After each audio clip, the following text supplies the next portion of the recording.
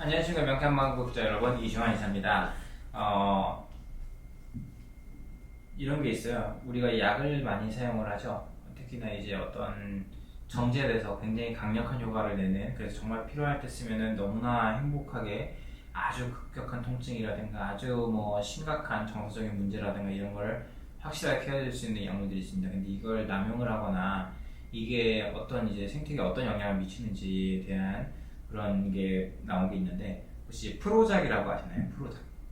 프로작이라고 하는 게 이제 항우울제입니다. 그래서 이제 보통 미국인들 같은 경우는 기분이 언짢으면은 밥 먹듯이 먹는다고 얘기를 하기도 해서, 뭐 영화나 이런 데서도 프로작 같은 경우를 먹는 이런 분도 좀 나오긴 한다는데, 이게 이제 프로작이 남용되다 보니까 사람이 이제 복용한 프로작이 미처 몸에서 분해되지 않고 이제 하수를 통해서 바닷가로 흘러 들어간다고 합니다. 그 결과 미국 이제 포틀랜드 주립대 연구진이 밝혀낸 건데, 미국의 오리건 그 개라고 하는 게, 그 꽃게 할 때 그 개 있잖아요. 그 개는 겁이 많아서 바위 틈으로 순간적으로 조심스럽게 행동하는데, 이게 프로작에 노출이 되고 나서부터 천적이 있건 말건 막 돌아다닌다고 합니다. 그래서 이게 굉장히 좀 놀란 거고, 그 다음에 거기에 노출된 이제 가재 있죠.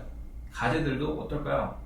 겁이 없어지는 거죠. 그러니까 포식자 맞닥뜨려도 피하지 않고 그냥 막 다니다가 죽는다는 거예요. 그다음에 이제 뭐 미국의 물고기나 개구리의 뭐 뇌나 간에서 그런 이제 항우울제 성분들이 계속해서 발견이 됐다고 합니다. 그래서 이제 보통 이제 각성제로 유명한 이제 암페타민 뭐 이런 거 있잖아요. 그런 것도 이제 분해가 안 돼서 이제 하수로 흘러 들어가게 되는데, 이런 부분들이 수중 생태계로 흘러 들어가게 되면서 이제 물에 사는 뭐 미생물들 있죠. 그런 애들이 너무 이제 과도하게 이제 짝짓기나 이런 걸 해가지고 개체수가 막 거의 뭐 89%, 90%막 이렇게 막 증가하는 그런 결과도 있었다고 합니다. 그래가지고 보통 이제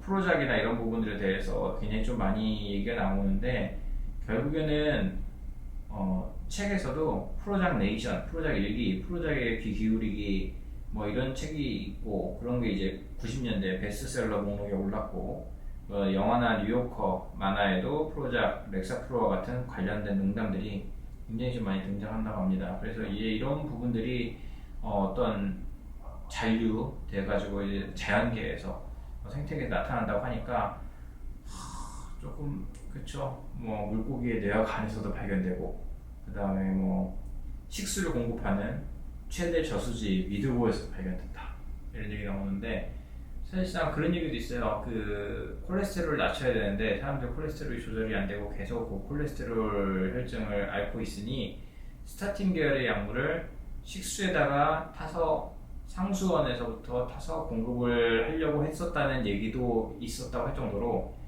뭔가를 이렇게 인위적으로 조절하는 거는 굉장히 좀 안 좋은 것 같아요. 근데 이게 정말 무슨 뭐 인구를 뭐 정리하고 뭐 이런 목적이라고 한다면 그뭐 또 큰 그런 게 있나 싶을 수는 있겠는데, 글쎄요. 이렇게 양약이 됐던 뭐가 됐든 간에 몸에서 분해가 안 돼서 이게 어떤 뭐 하수를 통해 가지고 자연계에 영향을 미칠 정도까지 관찰됐다고 하는 거는 이미 너무 많이 선을 넘은 겁니다. 그렇기 때문에 그렇게, 근데 사실상 이게 꼭 자연계에서 나타나지 않더라도요, 우리 주변에도 굉장히 많습니다. 항히스타민제를 먹지 않으면 아예 잠을 못 잔다고 항히스타민제를 이렇게 고정적으로 그냥 아예 막 이만큼씩 가져다 놓고 그렇게 복용하시는 분들, 진통제나 이런 거 막 이만큼씩 사다 놓고 드시는 분들, 이런 분들 있잖아요. 그런 분들의 이제 그런 것들이 제대로 정화되지 않아서 하수로 흘러가서 자연계에 어떤 영향을 미칠지까지는 그거는 다음의 일이라고 치고요. 그게 내 몸에 정제가 안 돼서 나올 정도면은 내 몸은 어떻다는 걸까요? 내 몸은 그걸로 인한 각성, 그걸로 인한 진통, 이걸로 내가 정말 쉬어야 될 때, 그 다음에 내가 정말 아파야 될 때, 이럴 때 이제 아프다는 것을 치료를 하는 과정이에요.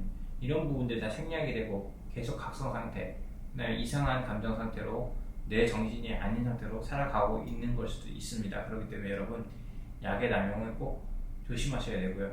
그래서 이거는 뭐 한약도 어떤 진통 성분이 너무 강한 거나 이런 게 무조건 좋은 것만은 아니거든요. 그래서 이제 몸 자체의 전체적인 밸런스라든가 무장육부라든가 이런 걸 좋아지게끔 그런 균형을 잡아주는 쪽으로 해서 약을 쓰는 걸 권해드리고요. 그러다 보니까 양약을 쓰더라도 어떤 영양제라든가 이런 부분에서 비타민C 같은 거 있잖아요. 해독이라든가 항산화, 항노화에 초점 맞춰져 있는 그런 걸 같이 병행을 하면서 한다라고 하면 사실은 저는 꽤 괜찮을 수 있고, 근데 어쩔 수 없이 해열제를 쓴다든가 어쩔 수 없이 항생제를 쓴다든가 어쩔 수 없이 진통제를 썼을 때도 어느 정도는 이렇게 좀 상쇄를 좀 시켜주면서 유산균 같은 것도 마찬가지고요.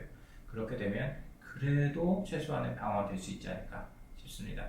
항상 여러분이 약을 쓸 때 내가 꼭 필요해가지고 쓴다고 당연히 누구나 생각은 합니다만, 내가 혹시나 너무 오랫동안 어떤 질병이나 어떤 상태로 인해서 고통스러워서 너무 그냥 상습적으로 생각 없이 쓰고 있는 게 아닌가 한 번쯤은 생각해 볼 여지가 있습니다. 구독, 좋아요, 알림 설정 부탁드립니다.